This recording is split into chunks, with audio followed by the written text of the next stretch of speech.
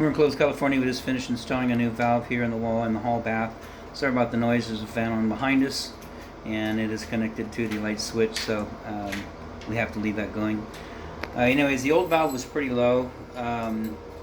Might have worked, but what Moen calls for, they like to see that valve at 32 above the floor, and it can be lower, but the big thing is that drop that comes from the valve to the tub spout, they want a minimum of 6-inch to a maximum of 11 inches. And what that allows is when the tub spout is flowing and you got a full-size pipe, what it does, it prohibits the water from going up to the shower head at the same time. So if you restrict that pipe flow, let's say you put in that tubing there, the PEX tubing, even though that's a larger diameter, then that's a type A and the type B is smaller.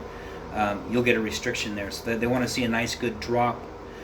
So what we've got in there is a 6-inch brass nipple, and this valve has all male iron pipe stubs on it, which means around the perimeter there's threads, and those are male threads on the valve itself. So what we had to do here, female brass adapter, which this is an Uponor adapter, brass. Same thing on this side.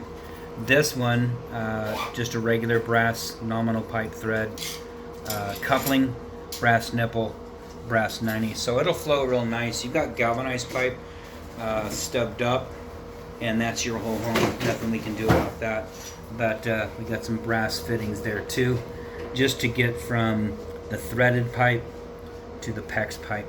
And that's the type A Uponor. That's all we use. Same thing on this side. So Uponor up to the valve, both sides, hot and cold. It's a translucent white. If you look at the lettering close enough, you can see it. It's red, which means hot, but it doesn't matter. We know hot's over here, cold's over here, and same thing on the valve. So that's tied in. That's your valve. Came with your kit.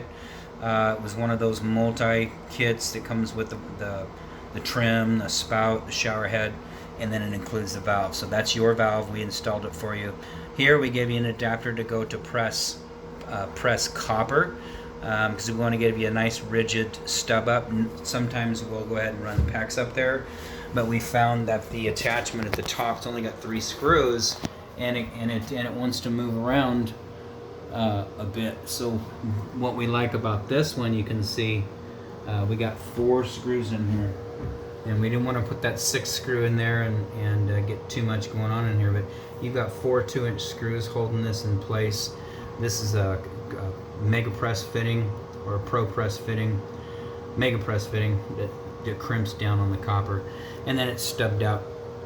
This is just stubbed out for your tile guy. What he'll do is he'll cut a hole in his tile, slide it over there. I'm assuming you're still going tile all the way to the ceiling, so he'll drill a hole or cut a square, whatever he wants, and then this comes out of the wall, and you'll get the piece that's in your trim kit right now, which we're going to leave with you.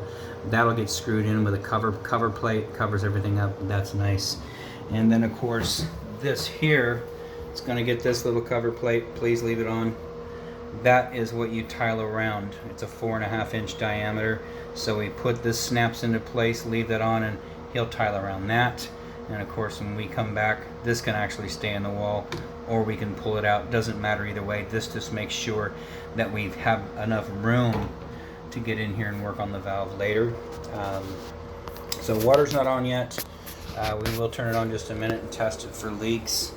I don't think there's anything else outside of that. This installation is done.